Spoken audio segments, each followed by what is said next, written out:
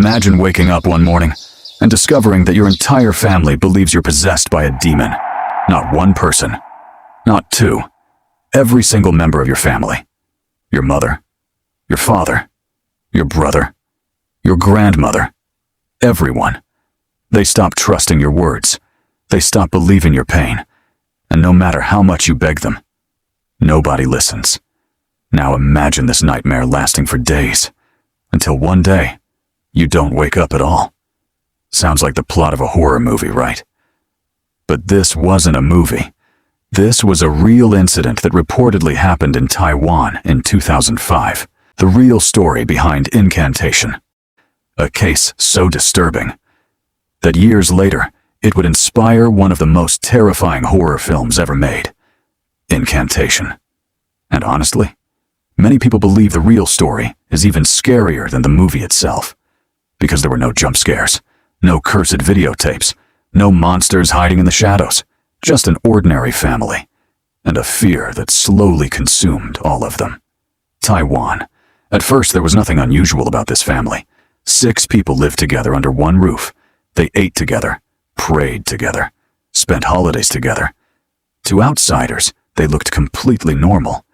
The kind of family nobody would ever suspect of becoming part of a national tragedy. But everything began to change when one woman in the family started talking about strange experiences.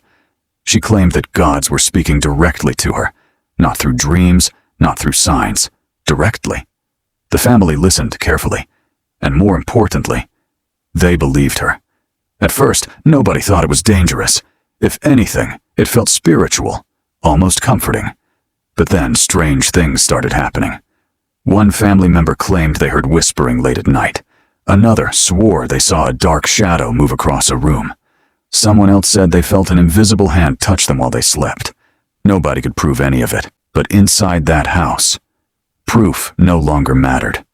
Because once fear enters a home, it doesn't need evidence, it only needs belief. Days turned into weeks, and the atmosphere inside the house began to change. Conversations became darker, the laughter disappeared, the fear grew stronger. Every strange sound had only one explanation. A demon. A nightmare. A demon. A headache? A demon. A sudden feeling of anxiety. Another sign that something evil was getting closer. Slowly, the family stopped listening to outsiders. Friends who questioned them were ignored. Advice was rejected. The family pulled further and further away from reality, until eventually, the house became its own world.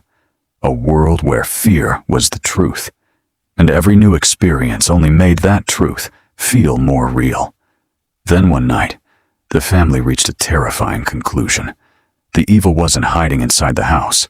The evil was hiding inside one of them, the eldest daughter. For reasons nobody fully understands, the family became convinced that she was possessed. Not depressed, not sick, not struggling, possessed. To them, she wasn't the victim.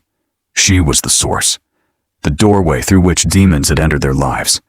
And if they wanted to save themselves, they first had to save her, no matter what it took. The first ritual happened at night.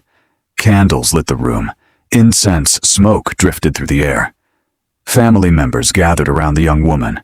Prayers echoed through the house. At first, it seemed harmless. Just prayers, just religious ceremonies. But when nothing changed, the rituals became more intense, then more intense again. The family became convinced the demon was fighting back, and if the demon was fighting, they needed to fight harder. Hours of prayer turned into entire days.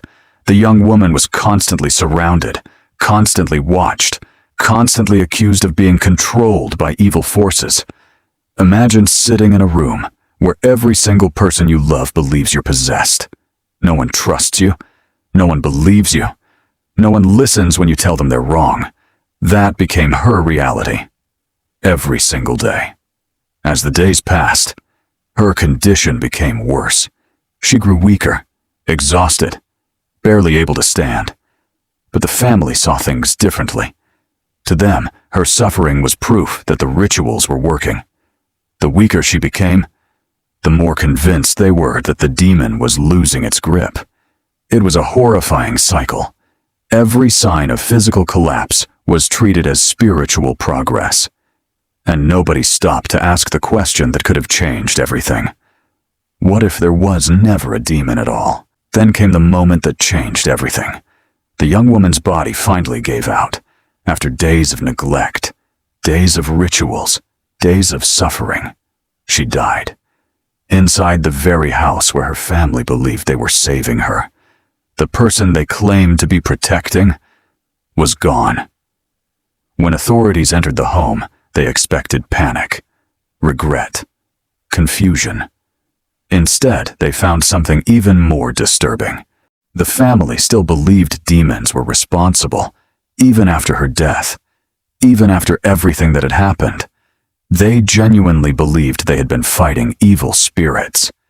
To them, this wasn't abuse. This wasn't a crime. This was a spiritual battle. And they believed they had done what was necessary. That realization shocked investigators more than anything else, because it showed just how deeply fear had taken control. Years later, psychologists studying the case would suggest a chilling explanation. Not possession, not demons, but something known as a shared delusion. A situation where one belief spreads from person to person until an entire group accepts it as reality. No one questions it. No one challenges it. Everyone reinforces it, until the belief becomes stronger than facts, stronger than evidence, stronger than common sense. And that's what makes this story so terrifying. Because there was no masked killer, no monster hiding in the dark, no supernatural curse, just ordinary people, consumed by extraordinary fear. Years later, parts of this tragedy would inspire the horror movie Incantation. The movie added supernatural curses, paranormal rituals, terrifying entities. But the real story may actually be worse, because in the movie, you can blame a demon. In real life, the only thing anyone could blame was fear itself. And sometimes, fear can be more dangerous than any monster. So what do you think? Was this simply a tragic case of shared delusion? Or do you believe there are still parts of this story that can't be explained?